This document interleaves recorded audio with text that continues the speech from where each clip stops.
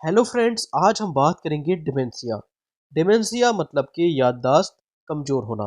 इसके क्या क्या कारण हो सकते हैं, इसके बारे में हम यहाँ पर डिस्कस करेंगे। देखिए, दिमाग की जो सेल्स, जिनको हम ब्रेन सेल या न्यूरॉन्स कहते हैं, ये धीरे धीरे मरने लगती हैं। इसलिए दिमाग के हिस्से ठीक से काम नहीं करते हैं। इसी कारण हमारी याददाश्त जो होती है वो कमजोर हो जाती है। इसके क्या क्या कारण हो सकते हैं? पहला कारण, जैसे कि एल्जाइमर डिजीज, ये सामान्य इसका कारण देखने को मिलता है। तो जनरली एल्जाइमर डिजीज के कारण डिमेंशिया देखने को मिलता है। देखिए, ये क्यों होता है? क्योंकि देखिए, दिमाग के अंदर एमोलॉइड प्लेग और टो टेंजल्स जमा हो जाते हैं। जैसे यहाँ पर देखिए, ये न्यूरॉन सेल है। तो देखिए, यहाँ पर ब्रेन में ये एमोलॉइड प्लेग जमा हुआ, एमोलॉइड प्लेग है, या टो टेंजल्स जमा हो जाते हैं। तो अब जैसे ही ये देखिए जमा हो जाते हैं, तो ब्रेन का जो सिग्नल होता है, जो नर्व लेके जाती है, ओके, तो इसका सिग्नल जो है वो कट ऑफ हो जाता है। आगे सिग्नल नहीं जा पाता है, आगे सिग्नल नहीं जाता है, और ब्रेन की जो न्यूरॉन्स हैं वो धीरे धीरे मरने लगती हैं। तो इसी कारण यहाँ पर देखिए याददाश्त कमजोर हो जाती है। नेक्स्ट बात करेंगे वेस्कुलर डिमेंशिया के बारे में। वेस्कुलर डिमेंशिया क्या होता है? यहाँ पर देखिए, बार बार छोटे छोटे स्ट्रोक होते हैं। स्ट्रोक होने से दिमाग तक खून नहीं पहुंच पाता है। दिमाग तक खून नहीं पहुंचेगा तो ऑक्सीजन भी नहीं पहुंचेगी, क्योंकि देखिए, आरबीसी ऑक्सीजन को कैरी करता है, ऑक्सीजन को लेके जाता है। तो जब देखिए खून नहीं पहुंच पाता है तो ऑक्सीजन भी नहीं पहुंच पाती है, जिससे ब्रेन की जो सेल्स है वो मरने लगती है।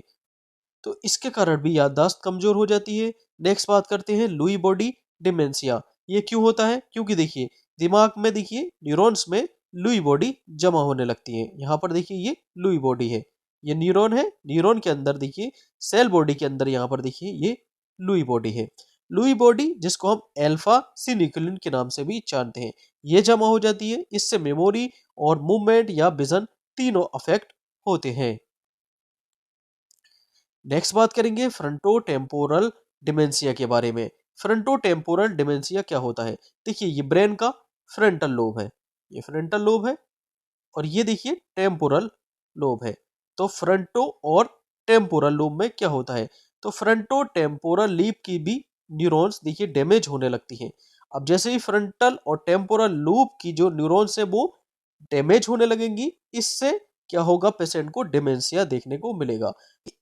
देखिए, यहाँ पर एक ब्रेन की स्लाइड है, ये नॉर्मल केस है, नॉर्मल ब्रेन है, और ये देखिए डिमेंशिया वाला केस है। तो यहाँ पर देखिए, शुरुआत में जो पेशेंट का बिहेवियर है वो चेंज होने लगता है, बोलने में बदलाव, सोचने में बदलाव, ये सारी चीजें यहाँ पर देखने को मिलती हैं। यहाँ पर देखिए क्या क्या सिम्टम्स देखने को मिलते हैं। यहाँ पर देखिए, जो रिसेंट मेमोरी है, जो हाल फिलहाल की बातें होती हैं, पेशेंट को याद नहीं रहती। क्यों याद नहीं रहती? क्योंकि यहाँ पर देखिए, मेमोरी बनाने वाला जो भाग होता है, जिसको हम हिप्पोकैम्पस कहते हैं, देखिए ये हिप्पोकैम्पस है, ये अफेक्ट हो जाता है। अब जैसे ये अफेक्ट होगा, ये प्रभावित होगा, तो क्या होगा? देखिए, जो नई बातें पेशेंट ने सीखी है वो उनको वो भूल जाता है, उसको सोचने में दिक्कत होती है। और यहाँ पर देखिए, इसका फ्रंटल लोब भी खराब हो जाता है। जैसे ही फ्रंटल लोब खराब होगा, तो यहाँ पर उसको प्लानिंग डिसीजन नहीं ले पाएगा, रास्ता भूल जाएगा। तो कभी कभी इसको घर का रास्ता भी याद नहीं रहता है। ओके, नेक्स्ट बात कर लेते हैं टेस्ट के बारे में। तो यहाँ पर देखिए, अगर ऐसा कोई पेशेंट आता है तो सबसे पहले हम उसका टेस्ट करते हैं।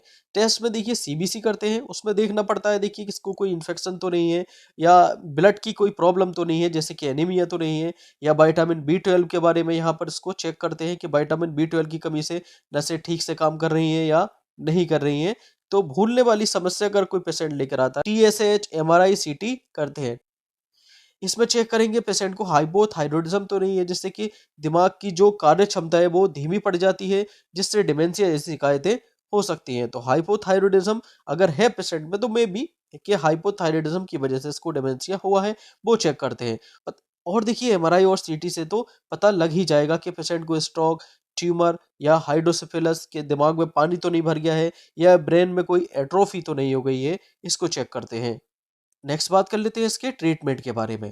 अगर देखिए पेशेंट एल्जाइमर डिसीज का है, तो इसको हम डोनोपेजिल देंगे। और डोनोपेजिल में देखिए, जो स्टार्टिंग की डोज होती है वो 5 मिलीग्राम होती है, जो कि 4 से लेकर 6 हफ्ते तक दी जाती है। इसके बाद ये डोज बढ़ा दी जाती है, वो 10 mg डिपेंड करता है पेशेंट की सिचुएशन क्या है। देखिए कुछ पेशेंट्सों में इसकी जो है 23 mg जो कि ओडी दिन में एक ही बार देते हैं।